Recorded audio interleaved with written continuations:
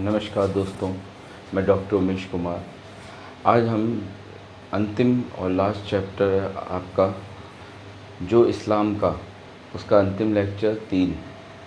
पहले मैंने जो इस्लाम की उत्पत्ति, किस प्रकार उसका विकास क्रम, उसके बाद में उसका किस प्रकार इस्लाम धार्मिक रूप से और राजनीतिक रूप से आपके अलग होते हैं, उसके बाद अलग अलग समुदाय द्वारा इस पे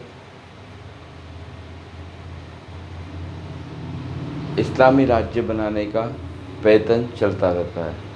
इसके बाद हम बात किए थे कि आर्थिक विकास के बाद अब आप शिक्षा के केंद्र की बात करेंगे। ठीक है, शिक्षा, आप दो शब्द ध्यान रखिए, एक होता है मकतब और एक होता है आपके उच्च शिक्षा। मकतब आपकी स्कूली शिक्षा। ठीक है, अब ये जो शिक्षा है, ये व्यवस्था पहले इस्लामिक जब कट्टरपंथी थी, आज भी हमें देखने को मिलता है कि कट्टरपंथी इस्लाम में शिक्षा को वर्जित माना जाता है कि शिक्षा की कोई ज़रूरत नहीं है। और पहले भी आप भारतीय इतिहास में देखेंगे तो उनको पढ़ाने के लिए घर के अंदर ही शिक्षा की व्यवस्था होती थी।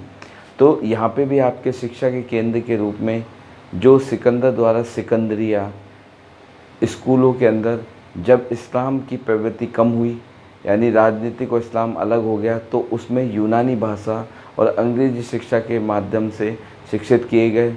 इनके अरबी भाषा के जो आपके ग्रंथ थे, उनका यहूदी और अंग्रेजी भाषा के अंदर अनुवाद किया गया। तो इस प्रकार एक विकासात्मक रूप से अब इस्लाम अपने आप को स्थापित करेगा। ठीक है, अब वर्तमान परिदृश्य में भी आप देखिए, सऊदी अरब, वहाँ पे इस्लामिक कंट्री होने के बाद भी शिक्षा, वेस्टर्न कल्चर, ये सब के सब आपको देखने को मिलती है। ठीक है, तो यहाँ पे मैं प्रारंभ करने से पहले आपको इस्लाम का उदय, ये लेक्चर नंबर 3 है हमारा। 1 और 2 के अंदर मैंने पूरा कंप्लीट करवाने का प्रयास किया है, ये अंतिम है। ठीक है, इसमें आप देखेंगे कि 8वीं व 9वीं शताब्दी में 9वीं शताब्दी में यहाँ पे कानून का निर्माण होना प्रारंभ होता है। ठीक है, कानून की 4 शाखाओं को ही अरबी के अंदर मजहब कहते हैं। मजहब यानी अपने एक ही दिमाग में रहता, मजहब मतलब आपके कोई किसी धर्म की बात हो रही है, मजहब का मतलब कानून। ठीक है, एक है मलिकी मजहब, अनहबी, अनफी, सफ़ी और हनबली। कितने हैं? मलिकी, उसके बाद हनफी, मलिकी, हनफी, सफ़ी और हनबली। ये 4 आपको देखने को मिलेंगे कानून की शाखाएं। ठीक है, इन कानून की शाखाओं के जो नाम आपको देखने को मिले, मलिकी, हनीफी, सफ़ी और हनबली, ये इनके विधिवेत्ता जिन्होंने इसका निर्माण किया था, उनके नाम पे ही इसका नाम रख दिया गया। विधिवेत्ता को क्या बोलते हैं? फ़कीह है। जो कानून के ज्ञाता थे उनको बोलते थे फ़कीर, नहीं फ़कीह है। फ़कीर के आगे है लगा लो, रै को हटा के। ठीक है, फ़कीह है कहते थे। और उनके नाम मिलते हैं मलिकी जो विधिवेत्ता था यानी फ़कीह था, उसने मलिकी, हनीफ़ी ने हनीफ़ी, सफ़ी ने सफ़ी, हनबली ने हनीबली।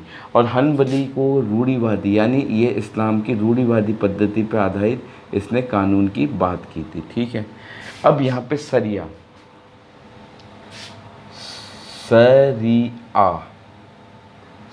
ये आपके सुन्नी समाज के भीतर कानून की मार्गदर्शन करता था। ठीक है, शिया और सुन्नी मैं बता चुका हूँ। सुन्नी के अंदर ये जो मार्गदर्शन करता था सुन्नी समाज को, किस तरह से आपको अपनी गतिविधियाँ संचालित करनी थी, तो उसे बोलते थे शरिया। ठीक है, शरिया में विभिन्न रीति रिवाज प्लस आधारित कानून, जिन्हें बोलते थे रीति रिवाजों पर आधारित कानून को क्या बोलते थे? उर्फ कहते थे। रीति रिवाज पर आधारित कानून को क्या बोलते थे? उर्फ। प्लस राजनीतिक एवं सामाजिक जो कानून होते थे, एक कानून होता है जो आपके रीति रिवाजों पे, रूढ़िवादी पद्धति पे, उससे तो बोलते थे उर्फ, ठीक है, उर्फ। दूसरा आपको देखने को मिलेगा सियासा। सियासा वो कानून जो आपकी राजनीतिक और सामाजिक कानून के द्वारा निर्मित होता था, उसे बोलते थे सियासा। इन दोनों का मिश्रित रूप आपको देखने को मिलेगा सरिया, यानी दोनों का समायोजन, यानी आपके समाज को भी इसमें समाहित किया गया, साथ में आपके रीति रिवाजों को, और इसके रूप में इसको सरिया जो सुन्नी समाज के भीतर कानून का मार्गदर्शन करता था, ठीक है। 1233 के अंदर, यानी आप बात कर रहे हैं 13वीं शताब्दी के अंदर, आप देखेंगे कि मुस्तान आपकी जगह है कहाँ पे, सीरिया में। सीरिया में मुस्तन में मदरसा क्या होते हैं, विश्वविद्यालय, यानी कॉलेज की शिक्षा को बोलते हैं अरबी में मदरसे, ठीक है। और मकतब आपके हो गए स्कूली शिक्षा के लिए आपकी क्या, मकतब, और विश्वविद्यालय की शिक्षा के लिए मदरसे, ठीक है। इनकी स्थापना की गई कहाँ पे, मुस्तन जगह का नाम है, कहाँ पे, सीरिया के अंदर, ठीक है, आपको ध्यान रखना है। उसके बाद काजी को बोलते थे न्यायाधीश, जो कोई कानून, कोई विवाद हो जाता था तो उसका क्या करता था, सुलटारा करता था। तो प्रत्येक शहर में सरिया मैंने बताया वो रूढ़िवादी कानून प्लस रीति रिवाजों पर आधारित कानून, उर्फ और सियासा यानी राजनीतिक या सामाजिक कानून, इन दोनों के रूप में क्या करता था, इनका कड़ाई से पालन करवाने का काम किसका था, काजी का था, ठीक है। मध्यकाल में इस्लाम की धार्मिक विचारधारा, इस्लाम में एक धार्मिक विचारधारा आती है सूफ़ी, जो हम भारतीय इतिहास में जब हम मध्यकालीन भारत पढ़ते हैं तो वहाँ पे सूफ़ी हम पढ़ते हैं भक्ति आंदोलन के साथ, तो वही सूफ़ी यहाँ पे भी विद्यमान थे, यहाँ से ही वहाँ पहुँचे थे इन्हीं शासकों के साथ, और सूफ़ी धर्म का प्रचार प्रसार किया था। सूफ़ी आपको गायन के द्वारा, कट्टरवादी सूफ़ी भी थे, तो आपके एक समान रूप से चलने वाले सूफ़ी थे, ठीक है। तो सूफ़ियों की संसार को ये क्या मानते हैं, सूफ़ियों का जो संसारीकरण पे इनकी जो विचारधारा है उसे बोलते हैं नागरिक समाज को धर्म से स्वतंत्र हो जाना चाहिए, यानी नागरिक समाज को किससे, धर्म से स्वतंत्र हो जाना चाहिए, और रीतियों और कर्मकांडों की जगह किसको, निजी आध्यात्मिकता पे बल दिया। सांसारिक मनुष्यों के लिए क्या किया, नागरिकों को क्या, धर्म से अलग हो जाना चाहिए, और रीतियों और कर्मकांडों की जगह किस पे, निजी आध्यात्मिकता पे बल देना चाहिए। यानी इनका कहने का मतलब आप रूढ़िवादी पद्धति को छोड़िए, इस्लाम की कट्टरता को छोड़िए, और आप क्या है, अपने अंदर इस तरह से आध्यात्मिक चिंतन कीजिए कि जिससे आपको खुशी मिले, ठीक है। तो ये संगीत, समा, इनके माध्यम से फना यानी ईश्वर में लीन होने की पद्धति से ये क्या करता था, अपने संचालन करता था, किसका, अपनी गतिविधियों का, ठीक है। तो सूफ़ी यहाँ पे आपके जुड़ जाता है। सूफ़ी के अंदर आप देखेंगे सर्वेश्वरवाद, ईश्वर तथा उसकी सृष्टि के एक होने का विचार दिया। सर्वेश्वरवाद, सब कुछ क्या है, ईश्वर है तथा उसकी सृष्टि के एक होने का विचार दिया, किसने, सूफ़ियों ने। तो सूफ़ियों ने ये बात कही है कि आप ईश्वर के अंदर और ईश्वर आप में क्या होना चाहिए, प्रेम रूपी बंधन से लीन हो जाना चाहिए, ठीक है। अब ये ईश्वर और आत्मा का जो मिलन होता है, ये किससे, प्रेम की कट्टरता से। ये आपकी बात कही थी बसरा की, बसरा जगह का नाम है जहाँ की थी रबिया एक महिला संत थी सूफ़ी के अंदर, जिसने ये बात की थी। इसकी मृत्यु हुई थी 891 ईस्वी में, ठीक है। इसने कहा था तो इस आत्मा व ईश्वर का मिलन प्रेम के जरिए, तो ये वाली बात आपके रबिया ने कही थी। रबिया क्या थी, एक सूफ़ी मुस्लिम संत, वो सूफ़ी संत थी, महिला संत, ठीक है। उसके बाद मध्यकाल में आपके सूफ़ी विचार में कुछ शब्दावली आती है जो आपके ऑब्जेक्टिव में और शॉर्ट नोट में पूछी जा सकती है। रहबनिया का मतलब होता है तपस्याचार्य, यानी तपस्या करने की जो आपकी विधियां हैं वो रहबनिया, ठीक है।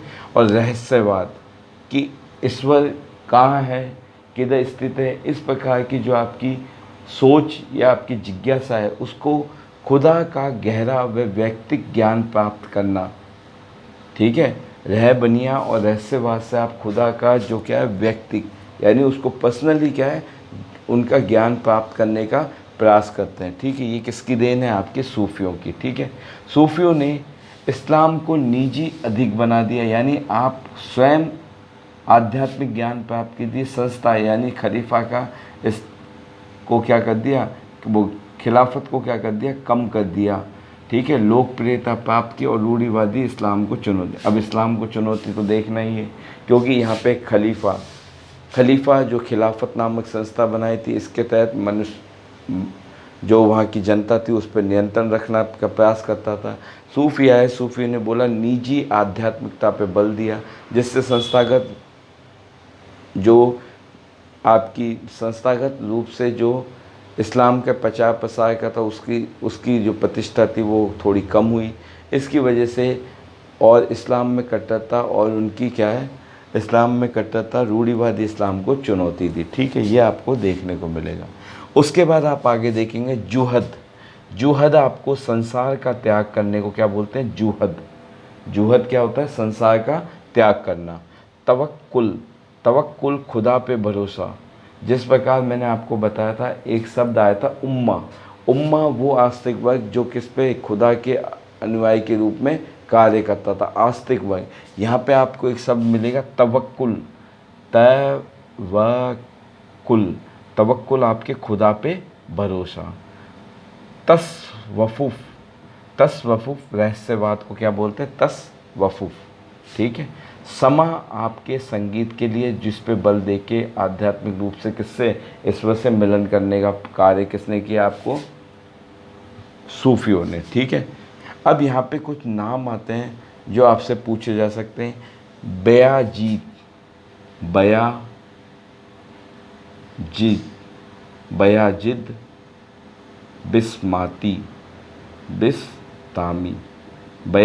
बिस्तामी, ये आपके क्या थे? पहला सूफ़ी व्यक्ति है। पहले पे ध्यान रखना, यहाँ पे ईरान का पहला सूफ़ी व्यक्ति जो अपने आप को खुदा में लीन को बोलते हैं आपके फना होता है लीन हो जाना, जिसने खुदा में पहला व्यक्ति ईरान का सूफ़ी व्यक्ति जो पहला है जिसने अपने आप को खुदा में लीन यानी फ़ना का उपदेश दिया, यानी आप खुदा के अंदर अपने आप को लीन कर दीजिए। इसका उपदेश देने वाले पहले व्यक्ति थे जिसका नाम था बयाजीद बिस्तामी और कहाँ के थे? ईरान के।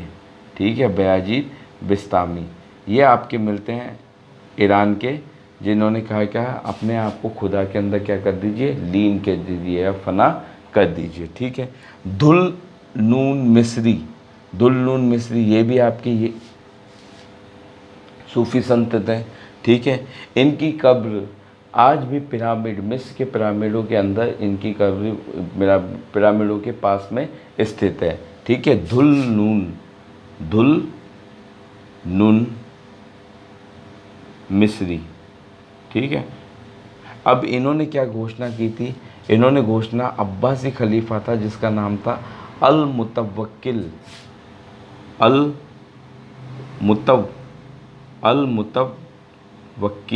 इसके समक्ष इसने घोषणा की थी कि उसने सच्चा इस्लाम एक बूढ़ी स्त्री से सीखा है और सच्ची वीरता सच्चा इस्लाम तो बूढ़ी महिला से और सच्ची वीरता एक जलवाहक से सीखी यानी तैराक से सीखी है। ठीक है, वीरता किससे? तैराक से। और आपकी सच्चा इस्लाम किससे सीखा है?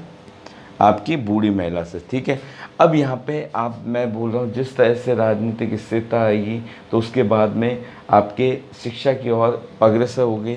तो सिकंदर कालीन 3 स्कूल मिलते हैं आपको। सिकंदरिया जो मिस्र के अंदर स्थापित किया था शहर, जो क्या ज्ञान का केंद्र था। सीरिया में भी इसमें स्कूल और मेसोपोटामिया में जो स्कूल थे, इन स्कूलों में यूनानी दर्शन के बारे में, गणित के बारे में चिकित्सा शिक्षा दी जाने लगी। ठीक है, उम्मयाद और अब्बासी खलीफाओं ने ईसाइयों से, मैंने आपको बताया उम्मयाद वंश ने 90 साल और आपके अब्बासी वंश ने 200 साल राज किया था, क्योंकि उन्होंने बेंजनटाइन की परंपरा अपना ली और अपने यहाँ पे ईसाई और जरूरिस्ट को क्या लिपिक के रूप में कार्य करने दिया। ठीक है, तो इसलिए एक इस्लाम की कट्टरता छोड़ के इन्होंने सब लोगों को शामिल किया, तो इस वजह से इनका विकास कार्य प्रारंभ होता है।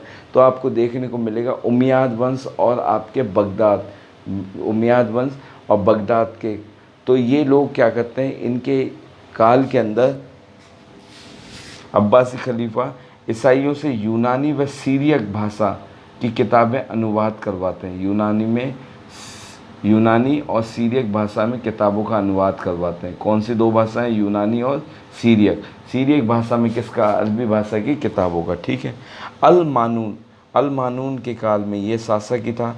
इसके काल में एक बगदाद में पुस्तकालय की स्थापना होती है बगदाद में, यानी पुस्तकालय अल मानून के काल में, अल मानून के काल के अंदर एक पुस्तकालय की स्थापना होती है। ठीक है। अब ये पुस्तकालय कहीं में बगदाद के अंदर, और पुस्तकालय को क्या बोलते हैं, बायत अल हिकमा। बायत अल हिकमा किसने की थी, मानून ने बगदाद में। ठीक है, ये आपको देखने को मिलेगा।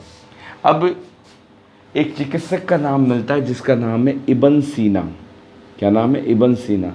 इस चिकित्सक ने एक पुस्तक लिखी थी जो आपके संक्रमण रोगों के बारे में, वातावरण और आपके भौगोलिक वातावरण तथा पर्यावरण में होने वाले जलवायु और पर्यावरण में होने वाले परिवर्तनों के बारे में इसमें हमें जानकारी मिलती है। ठीक है, इब्न सीना की पुस्तक जिसका नाम है अल कानून फिल तिब।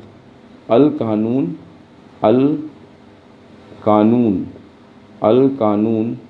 फिल तिब। ठीक है, इसमें संक्रमण रोग, आहार विज्ञान, जलवायु और पर्यावरण में परिवर्तन उस समय इन इब्न सीना की पुस्तक में मिलता है। ठीक है, तो कितना विख्यात डॉक्टर होगा। इसकी 10 लाख शब्दों की पांडुलिपि है। इसका जो ग्रंथ है उसमें 10 लाख शब्दों की क्या है, पांडुलिपि देखने को मिलती है। ठीक है, 10 लाख शब्दों की।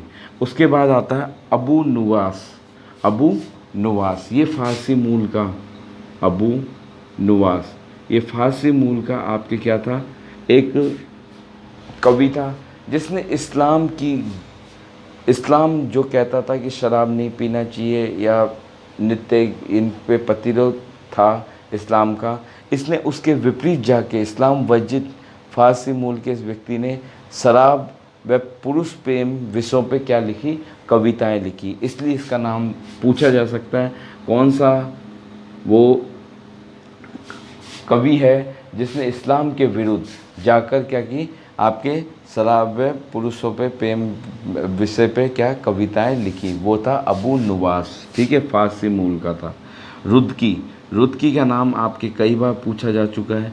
रुदकी नए फारसी कविता का जनक कहा जाता है। ठीक है, इसकी कविता में छोटे गीतों के जो काव्य है उसको तो क्या बोलते हैं, गजल का यानी प्रणेता कौन है, आपके रुदकी। ठीक है, और चतुष्पदी का मतलब होता है आपके चतुष्पदी को बोलते हैं रुबाई के चतुष्पदी रुबाई, जिसके अंदर आप देखेंगे पहली जो 2 होती है वो तो क्या भूमिका बांधती है। तीसरी के अंदर आपके डिटेल दी हुई होती है, यानी जो जिस पे लिखा गया है उसकी पूरी की पूरी व्याख्या। और तीसरी जो आप देखेंगे चौथी के अंदर आपकी इसकी समाप्ति का लिखा हुआ है। ठीक है, तो ये रुबाई आपकी क्या है, 4 पंक्ति छंदों में लिखी हुई जाती है। ठीक है, रुबाई आपकी 4 पंक्ति छंद में लिखी जाती है। तो पहली, दूसरी, तीसरी और चौथी। ठीक है, और ये किसके लिए होती है, प्रियतम और प्रेयसी। यहाँ पे प्रियतम और प्रेयसी, प्रेमी और प्रेमिका की बात नहीं हो रही, यहाँ आपकी बात हो रही प्रियतम यानी वो अल्लाह, और प्रेयसी मतलब हम जो उनके अनुयायी है, यानी जो अल्लाह से मिलना चाहते हैं। तो प्रियतम और प्रेयसी पे लिखी गई है। उमर खय्याम, इसका नाम आज पूछा गया है, उमर खय्याम। इस व्यक्ति ने इसको क्या है, पराकाष्ठा पर ले गया। किसको, रुबाई को। रुबाई जो आपकी किसकी देन है, रुदकी की। तो रुबाई को पराकाष्ठा पर ले जाता है कौन, आपके उमर खय्यम, और निसापुर को इसका क्या बनाता है, केंद्र बनाता है। तो इस प्रकार आपने देखा ये इब्न सीना जो कानून के चिकित्सक होते हैं। इसके बाद आप आगे देखते हैं कि रुदकी जो आपके फारसी कविता के जनक होते हैं। गजनी जो होता है वो फारसी साहित्य का केंद्र होता है, ठीक है। गजनी क्या होता है, फारसी साहित्य का केंद्र, ठीक है। यहाँ पे आप काव्य संग्रह जो होता है उसको बोलते हैं दीवान। काव्य संग्रह का क्या नाम है फारसी में, आपके अरबी में दीवान। और महाकाव्य को बोलते हैं मतनबी, यानी हम बोलना चाहे हमारे दो महाकाव्य रामायण और महाभारत, तो ये रामायण मतनबी और महाभारत मतनबी, इस तरह महाकाव्य को क्या बोलते हैं, मतनबी, ठीक है। ये शब्दावली आपको पकड़ के रखनी है, क्योंकि इसी से क्वेश्चन शॉर्ट नोट्स में और आपके ऑब्जेक्टिव में पूछे जाते हैं।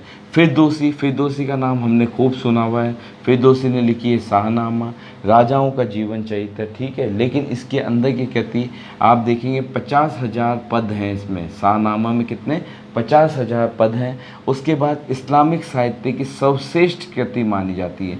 सर्वश्रेष्ठ कृति फिरदौसी की शाहनामा को माना जाता है, ठीक है, इस्लाम की। इसमें परंपराओं और आख्यानों का संग्रह है। परंपरा और आख्यानों का क्या है, ये संग्रह है शाहनामा। और इसमें परंपरा और आख्यानों के संग्रह में जो फेमस, जो बहुत, जिसके आप देखेंगे जो प्रसिद्ध आख्यान है वो रुस्तम का आख्यान है, ठीक है। रुस्तम का आख्यान सबसे फेमस आख्यान है, ठीक है, लोकप्रिय रुस्तम का आख्यान क्या है, सबसे फेमस है, ठीक है। उसके बाद बगदाद में पुस्तक विक्रेता था। पुस्तक विक्रेता का नाम आपसे इब्न नदीम, ये एक पुस्तक विक्रेता था। इसने पुस्तकों की जो इसके पास पुस्तकें थी उसकी सूची बना रखी थी, ठीक है। उस सूची को आपको कहते हैं किताब उल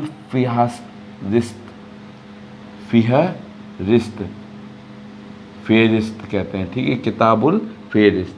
एक कलीला एव दिमना, ये क्या है, आपके पंचतंत्र, जो पंचतंत्र का पहलवी संस्करण है, ठीक है, पहलवी संस्करण कलीला और दिमना, ठीक है। पंचतंत्र का पहलवी संस्करण का अरबी में अनुवाद हुआ था, ठीक है, कलीला एव दिमना के नाम से। दो गीदड़ की कहानी है, ठीक है। बसरा जगह का नाम है जहाँ का लेखक है जहीज।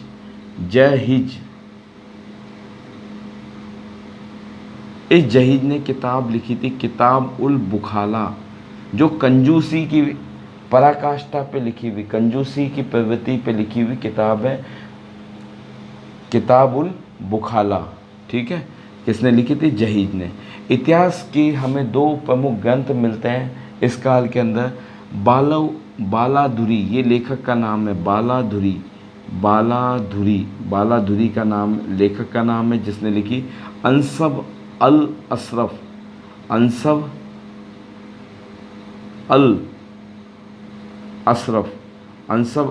अशरफ, इन्होंने क्या लिखी, ग्रंथ लिखा था, ठीक है। जो सामंत बनते थे उनकी क्या थी, वंशावली थी। सामंतों की वंशावली किसने लिखी, आपके बालाधुरी ने। और ताबरी भी लेखक का नाम है, जिसने लिखी अल रसूल वल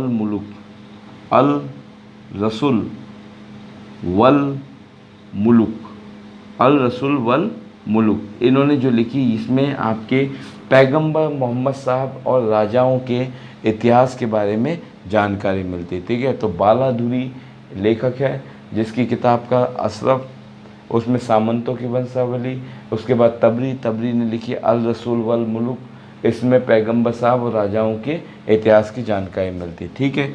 एक आपके आता है, पूछ ले, ऑब्जेक्टिव टाइप में क्वेश्चन बन जाए, खिरफत अल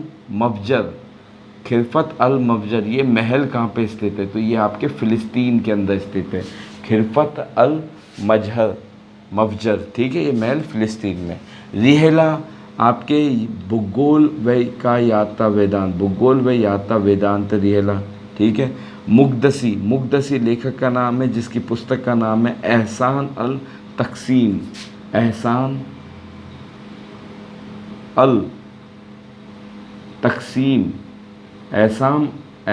अल तकसीम। इस पुस्तक के अंदर आप देखेंगे कि भूगोल पे आधारित एक पुस्तक है जिसमें विश्व के देशों का तुलनात्मक भौगोलिक रूप से तुलनात्मक अध्ययन किया गया है, जिससे अब भूगोल के प्रति क्या मुस्लिम वर्ग को क्या है चेतना मिलेगी, जो व्यापार वाणिज्य के उल्लेखनीय कार्य के लिए अति आवश्यक होगी। ठीक है, तो इसलिए मुक्तसी की पुस्तक एहसान अल तकसीम। मसूदी एक लेखक है जिसकी किताब का नाम है मुरूज अल दहाबा, मुरूज अल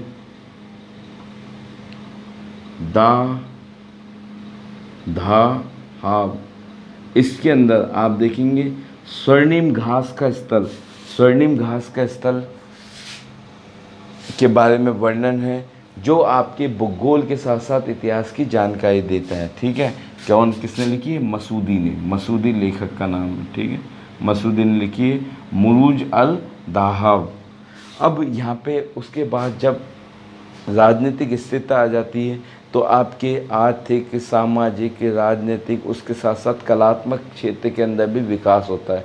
तो इस काल के अंदर मस्जिदों का निर्माण हुआ।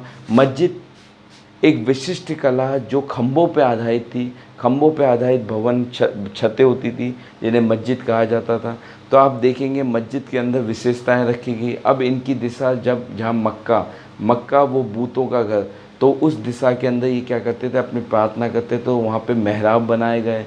एक आता है आपके ईवान आज भी हमें देखने को मिलता है बड़े बड़े महलों के अंदर। आपके बीच के महलों में आप देखेंगे कि बीच में एक चौक खाली रखा जाता है और अगल बगल कमरे बने हुए होते हैं। ठीक है, तो बीच के अंदर खुला रखा जाता था। ठीक है, अस्पतालों के अंदर आप देखेंगे बीच में एक वेंटिलेशन के लिए रखा जाता है और चारों तरफ क्या बने हुए होते हैं, आपके कमरे बने हुए होते हैं। तो इस प्रकार की पद्धति को क्या बोलते थे? ईवान कहते थे। ठीक, तो यहाँ पे आप देखेंगे मस्जिद आपकी विशिष्ट वास्तुशिल्पी खंभों के सहारे वाली छत कहलाती थी। ठीक है, मस्जिद क्या कहलाती थी? विशिष्ट वास्तुकला की आपके क्या खंभों के सहारे वाली छत। इमाम आपकी इमाम जैसे हमारे यहाँ पे पुरोहित वर्ग होता है, वैसे इमाम के नेतृत्व में क्या होती थी? नमाज की आपको क्या होती थी? नमाज पढ़ी जाती थी। ठीक है, तो इमाम नमाज की नेतृत्व में। किबला की बला दीवार पे मेहराब जो मक्का की दिशा का संकेत देती थी। यानी मस्जिद में आपके ऐसे मेहराब नुमा दीवार बनती थी जो आपको दिखाती थी ये किसकी? मक्का की दिशा है, इस और हमें क्या करनी चाहिए? प्रार्थना करनी चाहिए। मिंबर क्या होता है? मंच होता है। मैं से मिंबर, मैं से मंच। इस मंच पे शुक्रवार की नमाज अदा की जाती थी। ठीक है, शुक्रवार की नमाज अदा करते हैं, इसे मिंबर कहते हैं। ठीक है, अब आप देखेंगे ईवान, मैंने बोला केंद्रीय पैगान, यानी बीच के अंदर, यानी सेंटर में यदि एक चौकोर जगह है तो उसके सेंटर के अंदर ये खाली रखा जाता था, पैगान बनता था, यानी एक बरामदा नुमा। ठीक है, और इसके चारों ओर इस जगह भी स्थापित हो गए कमरे, इस जगह भी हो गए। अस्पतालों को आप देख सकते हैं, महलों को देख सकते हैं। ठीक है, इस तरह से, और ये बीच का चौक पूरा खाली रहता था, इसे बोलते थे ईवान। तो केंद्रीय पैगान के चारों ओर निर्मित इमारतों का निर्माण, मस्जिद, अस्पताल, महल, मकबरे ये देखने को मिलते हैं। अब मरुस्थलीय महल मैंने आपको बताया था, नखलिस्तान, हरे भरे क्षेत्रों की ओर आपके बदुइन या खाना बदोश जातियाँ क्या करती थी? ऊँटों को चराती थी और खजूर की खेती करती थी। तो वहाँ पे राजा जब अपने आप को समृद्ध बना दिया और उनके पास क्या थे? आपके पास दास भी थे, तो उनके पास जो श्रमिक थे उनसे उन्होंने वहाँ महल निर्मित करवाए। महलों के अंदर कृत्रिम रूप से क्या बगीचे, नहरों की व्यवस्था, पानी की व्यवस्था की। तो इन महलों को क्या बोलते थे? रेगिस्तानी महल। ठीक है, जो नखलिस्तान में। अब इनके नाम पूछे जा सकते हैं। फ़िलिस्तीन के अंदर जो महल निर्मित करवाया उस शासक का नाम था, उमैयाद शासक ने करवाए थे, जो जिसका महल का नाम है खिरबत अल मफजर। खिरबत अल मफजर। ठीक है, जॉर्डन के अंदर आपके महल का नाम मिलता है कुसाइर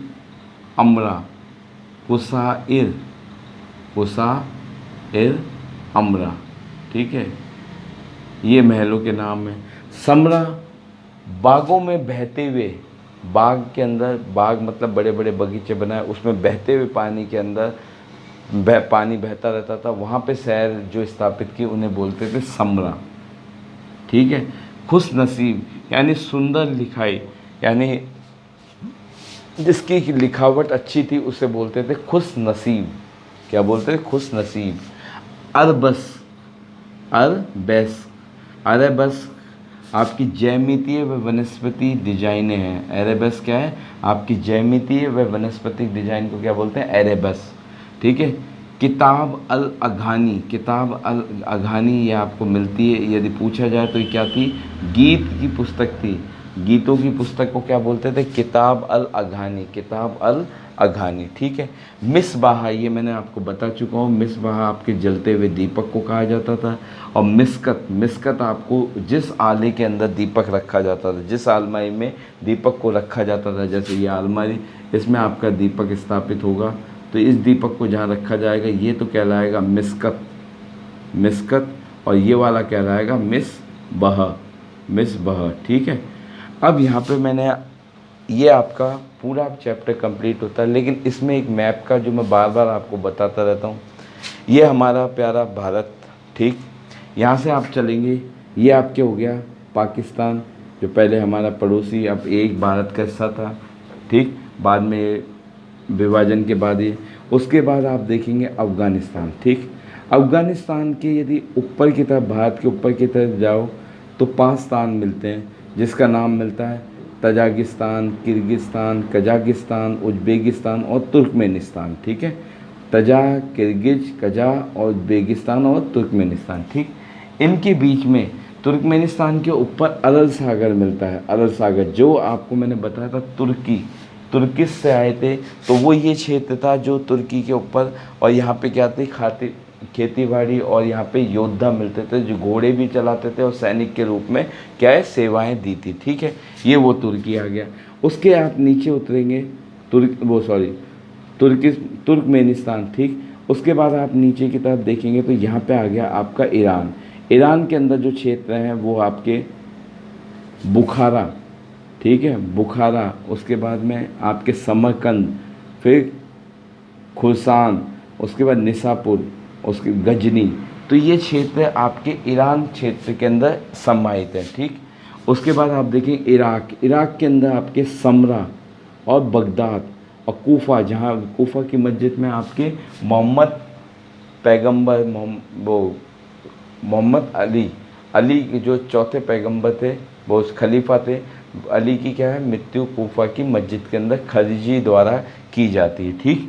उसके बाद आप आगे चलेंगे तो इराक के बाद में जॉर्डन मिलता है, सीरिया मिलता है, सीरिया के ऊपर आप जाएंगे तुर्की, तुर्की के ऊपर काला सागर है, लेकिन नीचे की तरफ आप आएंगे सीरिया, सीरिया के बाद में जॉर्डन, जॉर्डन के नीचे आपके सऊदी अरब है। ठीक है। सऊदी अरब, सऊदी अरब के अंदर मक्का और मदीना स्थित है।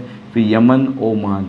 ठीक। यहाँ पे ये फारस की खाड़ी है। ठीक है। फारस की खाड़ी, यहाँ पे बीच में आपके अलग, ये अफ्रीका से अलग हो रहा है, मध्य एशिया, ये लाल सागर से। ठीक है। यहाँ पे आपके ऊपर ही मोरक्को, अल्जीरिया, ट्यूनीशिया, लीबिया, मिस्र। ठीक है। लीबिया की राजधानी त्रिपोली। ठीक है। उस मिस्र के अंदर आपके सिकंदरिया, जो सिकंदर द्वारा निर्मित शहर था, काहिरा, ये आपके मिस्र के अंदर। ठीक है। यहाँ पे आपके देखने को मिलेंगे।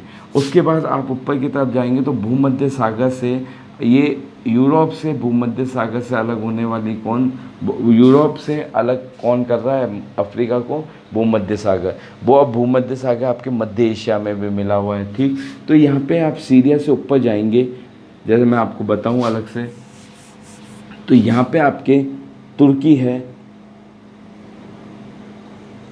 यहाँ आपके सीरिया है, तो यहाँ पे आएगा साइप्रस, यहाँ पे आ गया लेबनान, उसके बाद आ गया इजराइल, यहाँ पे आपके आ गया फ़िलिस्तीन, फ़िलिस्तीन उस समय अस्तित्व में था। ठीक है। तो यहाँ पे यरूशलेम। अब यरूशलेम की लोकेशन इस तरह से है कि वो अफ्रीका के मिस्र से भी अट रहा है। ठीक है। मिस्र से भी, और इधर आपके जो यूनान है, यूनान जो बेंजेंटाइन साम्राज्य, ठीक है, बेंजनटाइन जो पूर्वी रोमन साम्राज्य की राजधानी थी। तो इन दोनों के बीच में इस जगह से आपके यहूदी और ईसाई, और इस जगह से आपके कौन, मुस्लिम।